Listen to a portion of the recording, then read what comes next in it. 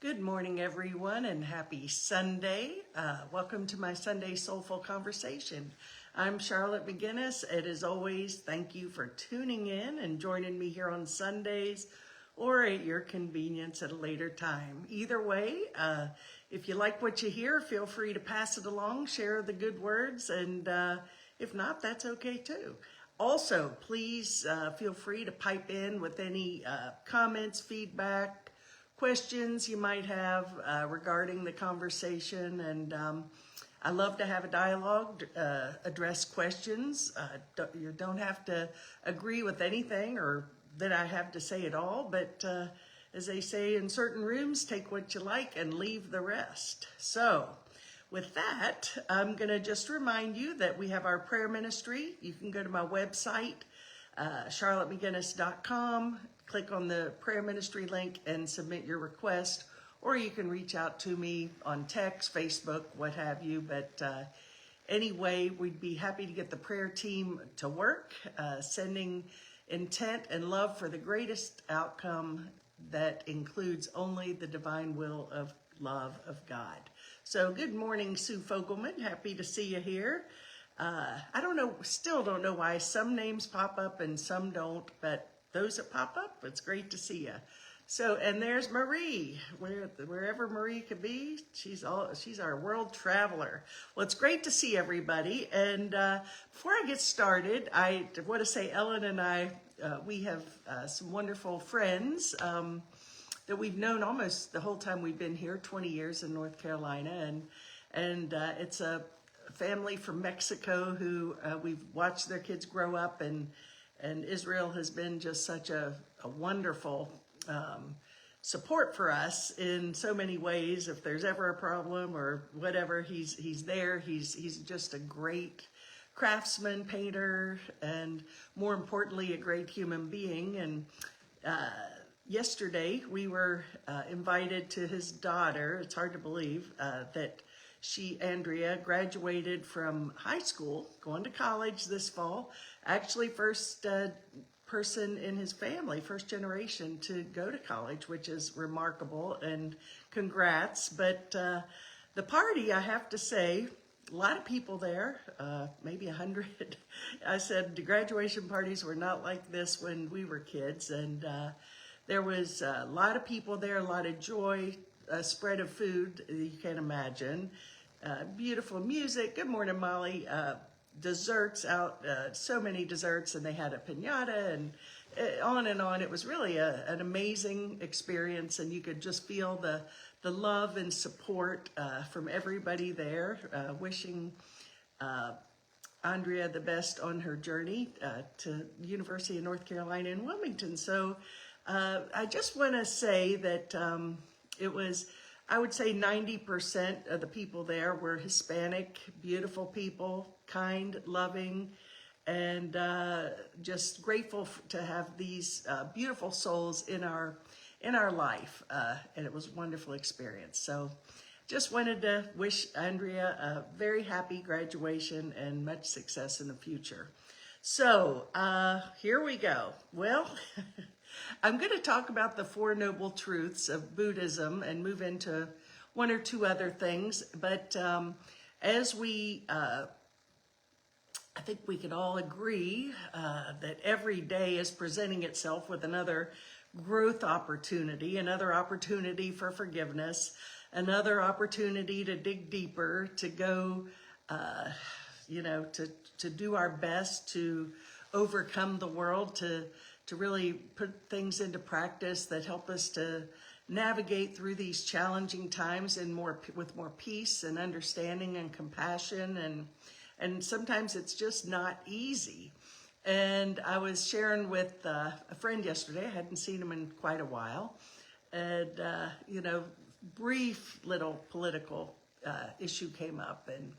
And I've learned I don't want to engage and make things political, even though some people would say I do. But if I do at all, it's with the intention of not taking sides. Now I have my opinions, I can tell you that, but really, how do we overcome like the insanity of this world and just it's difficult for everybody on all sides.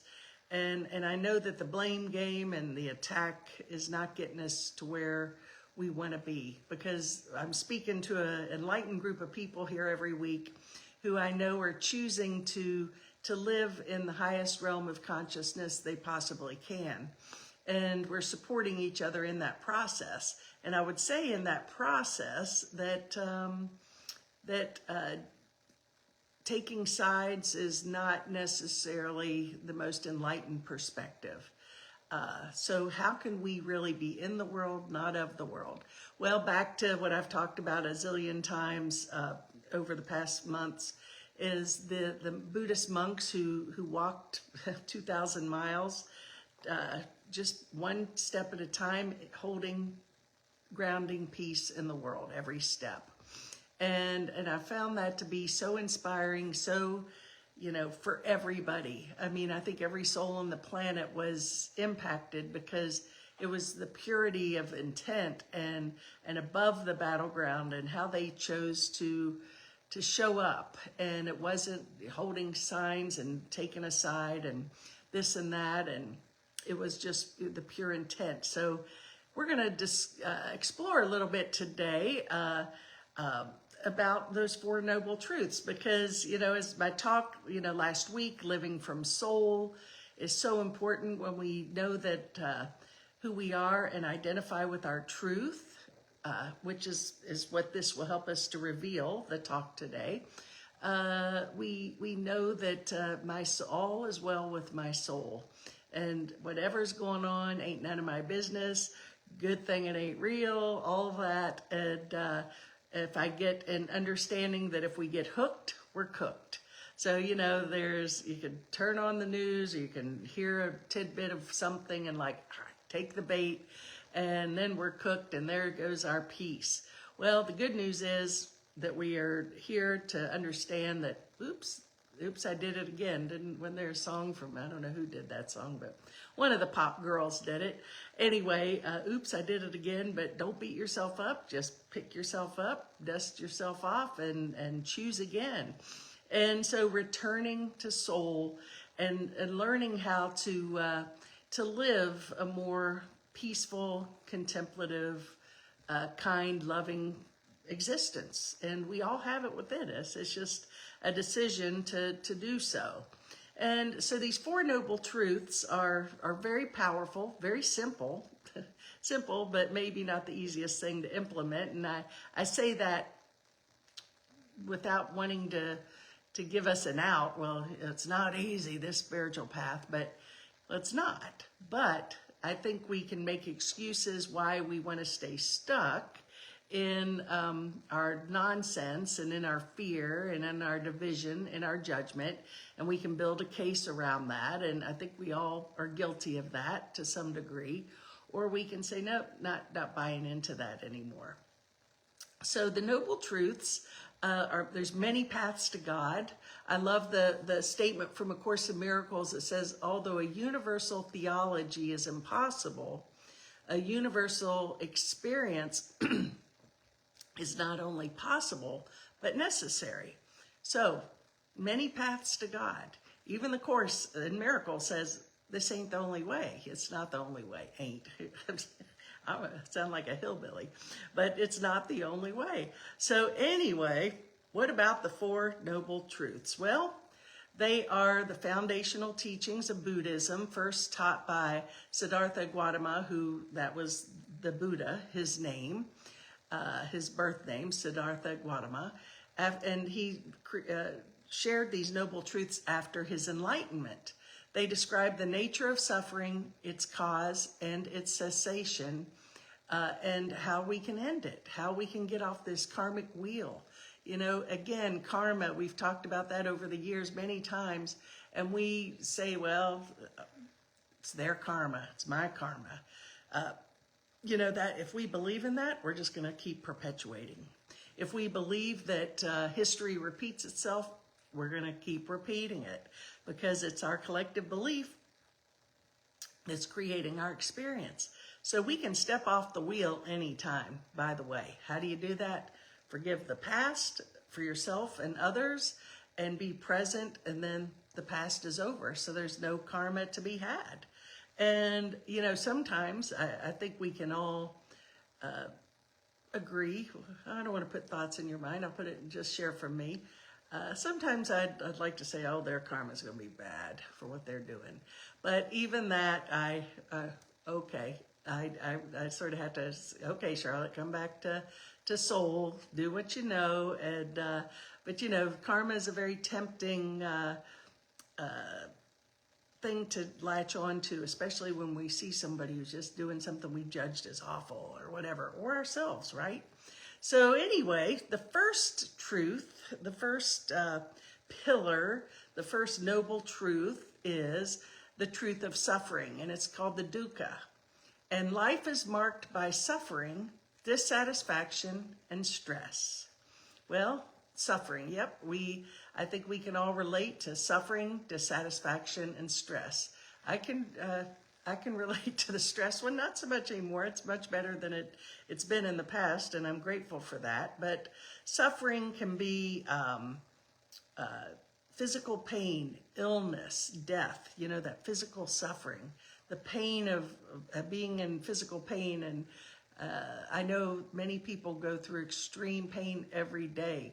I had an Achilles heel issue last year that lingered for a good year. And that was, I called it Achilles HE double toothpicks. But it hurt. I mean, and nothing I could do really relieved it. And now it's gone. Thank you, God. It's gone. So physical pain can be a great distraction. It can be like, yeah, you don't think you're a body? Well, here, we'll just put this in your life and see how you handle this one. And I do believe that when we do identify with the pain and the suffering, illness, death of self or others, I would go on to say death of the ego and identity, that it's a great way for the ego to distract us. There's a teaching in A Course in Miracles that says, I am not a body, I am free, I am still as God created me. And so when we can repeat that mantra and take it into our heart and know that to be the truth, the physical pain doesn't impact us in the same way. The suffering that Jesus experienced on the cross, right? It was extreme. But I do believe, and there's definitely opinions from all sides on this, and I'm not claiming to have the correct one, but my personal belief is that he overcame the suffering. He knew that he was there for his purpose to overcome the world, to teach us forgiveness like we've never experienced forgiveness, when he was able to forgive those who were persecuting him and torturing him. And that he, through his strength in knowing who he was, he overcame the world. And so, yes, suffering is optional, and we can overcome all of it. So through the practice of what we're talking about here today, and this first noble truth, which is the truth of suffering, the dukkha, the second part of that is suffering of change, anxiety, and that says the change that creates anxiety when pleasant things end. And how often do we do that? It's like, oh, life's great, it's wonderful, and as long as it stays just the way I want it to be, and everybody's behaving just the way I want them to behave, and the weather's good, and I feel good, and whatever it is I think I need to feel good and peaceful, then I'm peaceful and happy, right? But then the suffering that comes from change is when, this shoe fell off, the weather stinks, I don't feel good, my bank account's low, I'm mad at this person, whatever it is. And then all of a sudden, our level of peace changes. So that is another aspect of suffering. And then pervasive suffering is a subtle dissatisfaction due to impermanence and conditioned existence. And I think that is so true, pervasive suffering. So if we have dissatisfaction due to impermanence, we want those moments to be permanent, the good ones, right? And then, you know, the one thing we can be sure of is that in this human experience, in this body on planet Earth, in this dream, and the Buddhists incidentally do see this world as a dream, as the Course does. And we're dreaming that we're separate, and we're making up these stories of suffering and impermanence and separation and duality and everything to keep us distracted and separate from the truth. So the impermanence thing is not much fun for the ego, or it's not much fun for us to go through, because the ego is like throwing all things impermanence. So impermanent. The soul is changeless, formless, and eternal. So impermanence is of the illusion, and eternity is of the soul, of God, of love.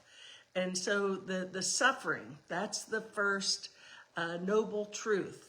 Well, the origin of suffering is the second noble truth, and they call that submadaya. And suffering arises from craving, attachment, and ignorance. Ignorance of the true nature of reality fuels desires for pleasure, existence, or non-existence, perpetuating the cycle of suffering.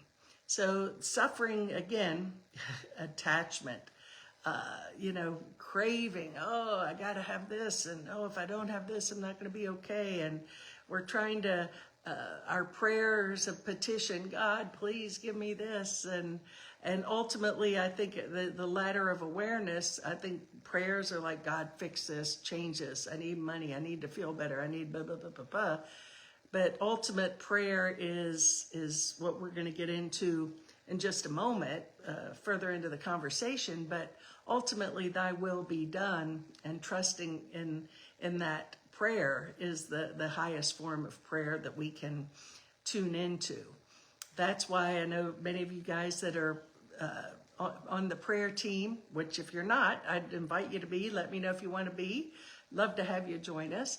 But also our prayer requests that come in on a daily basis and are sent out to the group are not necessarily pray for an outcome. I list names and no indication of what the situation is. Because, and I know I've shared this with you before, but it bears repeating, is if I was to put Ron has terminal cancer, whatever, then where does our mind go, those reading that? Out of compassion, concern, oh no, Ron, oh God. So it builds. And as a result, the attention and focus is going to the problem, the illusion. So we're really, if we just put Ron, Betty, David, whoever, and our prayer is to see them in their highest state of awareness, to see their divinity, to see beyond the illusion of anything, then we are bringing forth a whole nother level of healing and awakening to not only the individuals who've put themselves out there for prayer, but also for the greater good of all. And I am thinking too, probably sometime in the fall, maybe before that, I'm not sure when, but I would like to have a group of really conscious prayer and healing, and maybe once a month get together and really come in from a deeper place, and we'll talk about that more later. So here we are. So letting go of craving, attachment. What does the Buddhist say? All suffering comes from attachment. There you have it. And ignorance is that it speaks of. In ignorance, is, I think we're all ignorant when we're denying the true nature of our reality that really does fuel our peace and our love. So we're so ignorant that we think that there's something in this world that's going to do it for me. And we keep looking and keep looking and keep looking, and it's like, dang, I haven't found it yet, but I will. No, you won't. You might find a glimpse or a minute of it, but it's really understanding the true nature of who we are, which is changeless, formless, and eternal. And of course, the third noble truth is cessation of suffering. And it is possible to end suffering by extinguishing craving and attachment. This liberation is called nirvana. We've heard that word. There's even a band called Nirvana. And that is the freedom from the cycle of birth, death, and rebirth. So it's getting off that karmic wheel, get off that cycle. Birth, death, rebirth, that's reincarnation. And where that's coming from is we can step off that wheel anytime.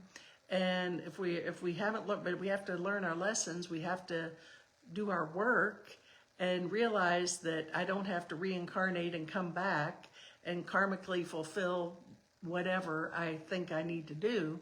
It's like, oh, this is a dream. It's not real. I can just plug into truth and do the inner work, and then I'm out of that cycle of death, birth, death, and rebirth. And then we're free. So the fourth point is the path leading to the cessation of suffering, and that's called Maja. And the noble enlightened path is the practical way. So what do? Right view, right intention. Well, right-mindedness, holy-mindedness. Stay in that lane. We talk about that. Train ourselves to align with love, align with peace. What are my intentions here? And the real hook, we're cooked, right? Well, the real thing is yeah, maybe we're doing pretty good ourselves, but she's not, he's not. And then, you know what? Same thing. So own it all. If we don't own it all, we're cooked. We're not going to be able to experience this nirvana and enlightenment that we're all seeking. So right view, right intention. See things through the eyes of love always. Intend for the greater good of all. Right speech. Make sure that your words are powerful. So speak with love. Your actions, do your actions reflect the greater good of healing for all? And right livelihood. I think it's, I watched something interesting this morning, and this just popped in my head. Love the Sunday morning show, CBS, always great, really great stories. Every week it's great. And they did a little segment on Marilyn Monroe. She will be 100, if she were living, 100 years old tomorrow. And she was an amazing person. We all know who she is, and she was who she was, unique, beautiful, had her, I'm sure, moments of beauty and moments of, maybe she was a troubled woman. She struggled, but her soul was pure, and you could feel that.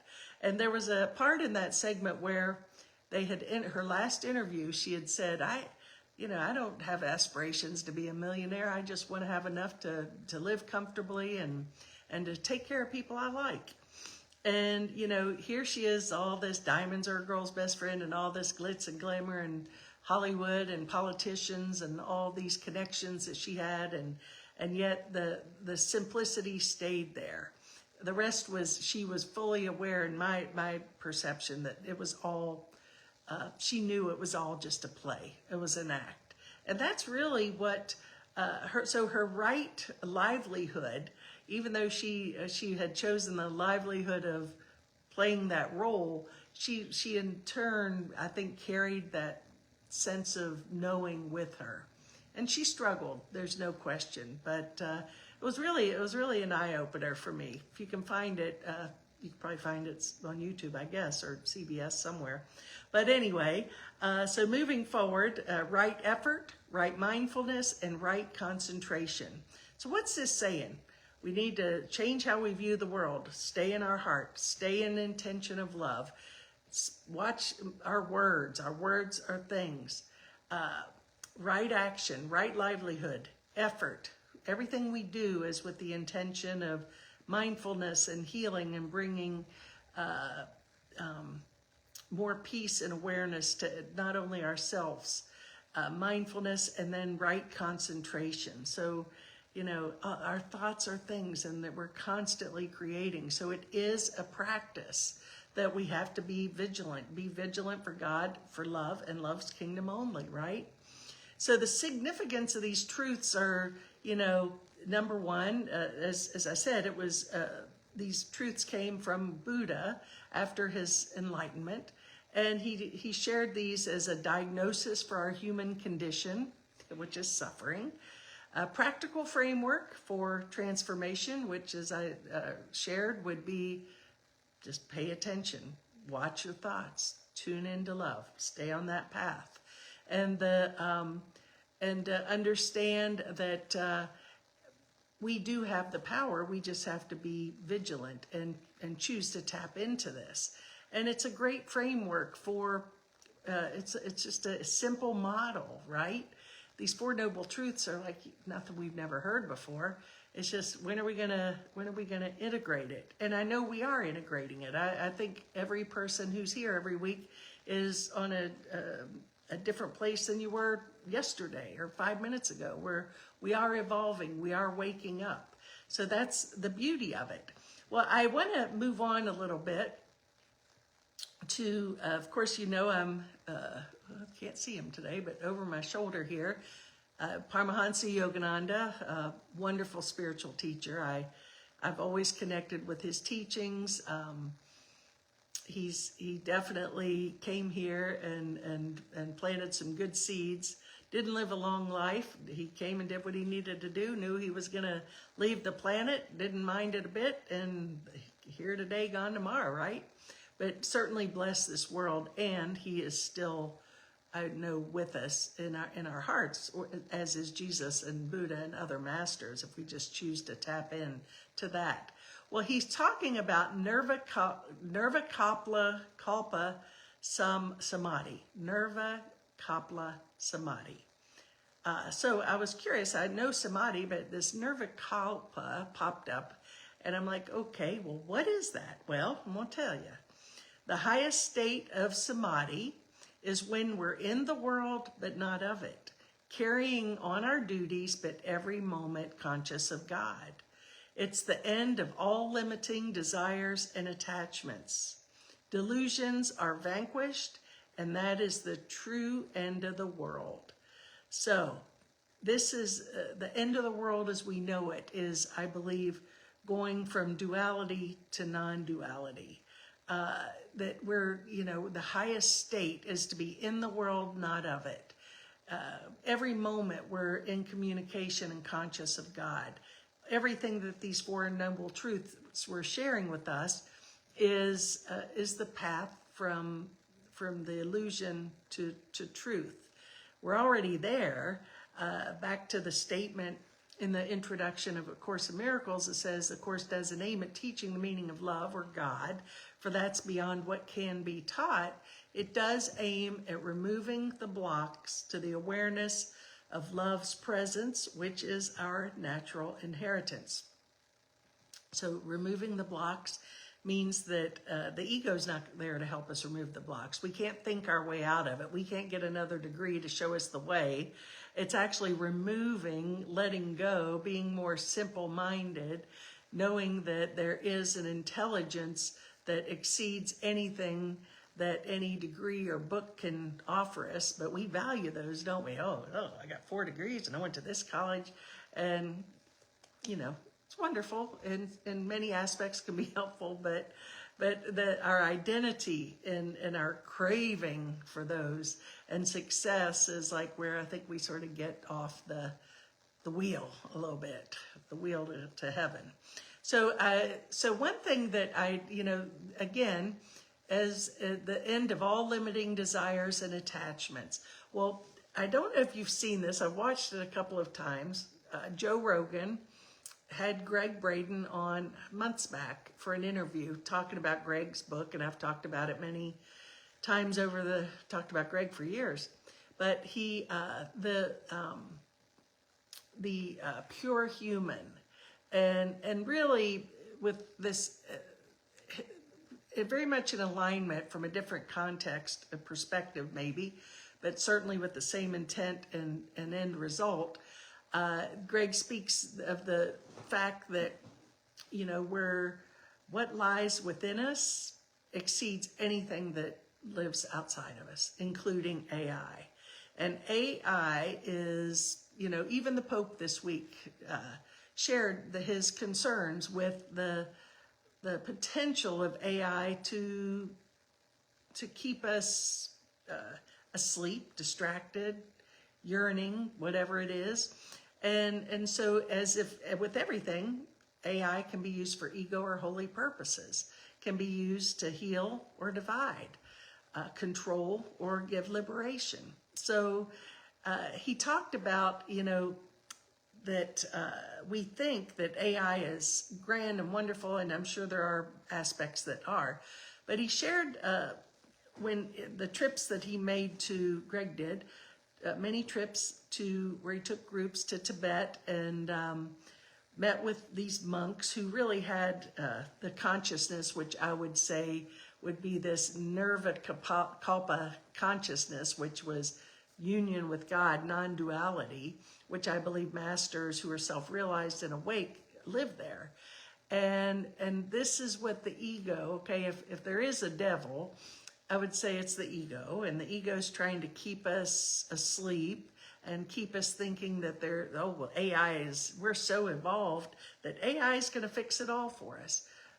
Well, we just need to tread lightly with that in my mind. But he talks about too, you know, we've been sold this bill of goods that technology is so wonderful and power and can heal this and fix this and bring prosperity, whatever, the blah, blah, blah, right? But he shared that the Tibetan monks, if you look at and I can't remember the exact language, but I'll try to express it in a way that makes sense, is that ultimately that the vibration, or we'll just say vibration, of AI intelligence is here, and maybe right now our consciousness is below that because we're heavy burdened with delusions and judgments and cravings and this and that. So AI is bumping it up a little bit, and well, you mean I don't have to really change my mind and fix my return to my soul and do this? I can take a pill or stick something in my head and I'll be okay. Do it. So, but the thing is the pure human is living from our divine nature, which is exactly what we're speaking of here today. And these Tibetan monks did share with him, and he witnessed it, to where they actually, their consciousness exceeded anything that was technological, anything that is ego-made, man-made. So we do have a power within us that is far greater than even the greatest AI can tempt us with. But we're so willing, we're kind of lazy. We're, you know, quick fix, give me the pill, stick the thing in my head, you know, oh, cryptocurrency, whatever it is. And I'm not saying that's bad or good. Yeah, that sounds good. Oh, yeah, well, let's do this. Just give our power away, take the easy way. Oh, you mean we can actually just sit back and, you know, everything will be taken care of for us. But it's also where if we allow ourselves to let go of too much, to give over too much, then it's likely that we're gonna keep our awakening process delayed. So my suggestion is there's lots of practices. You know, we've got this beautiful 4 pillars of the Buddhist teachings, the 4 noble truths. We've got the Yogananda, who speaks of the highest samadhi when we're in the world, not of it. Carrying our duties, but every moment conscious of God. It's the end of all limiting desires and attachments, and our delusions vanquish, and that is truly the end of the world. Well, the disappearance of the universe, the awakening from the dream, the being in the world, not of the world, is really unplugging from the matrix, unplugging from the systems that we look to for sustenance and support. And certainly in the world today, it is crazy. If it's like it's a movie, a really interesting movie, and I don't think never seen anything like it. So I get triggered sometimes, and then I'm like, nope, not gonna go there, because I know that by me going down that path of anger and trying to fix it and gather, groups of opposition, that I'm only making it more real, and the ego got her. So don't give in to the temptation to go down that rabbit hole. Just a suggestion. The good stuff is beyond this world. The good stuff is there for the asking, for the revealing, for the opening up to, and we have to be willing to surrender, let go, let God, trust the process, keep your eye on the light. And as those Buddhist monks, the Tibetan monks that Greg spoke of, we're teaching and living by, is potential in all of us. It just has to be our intention, our focus, and desire to say, okay, I'm willing. So thank you all for tuning in, as always. Hope you have a great week, and if you feel moved to do so, you can pass this along. I appreciate it, and look forward to our conversation next week. Okay, everybody, take care, and many blessings. Namaste.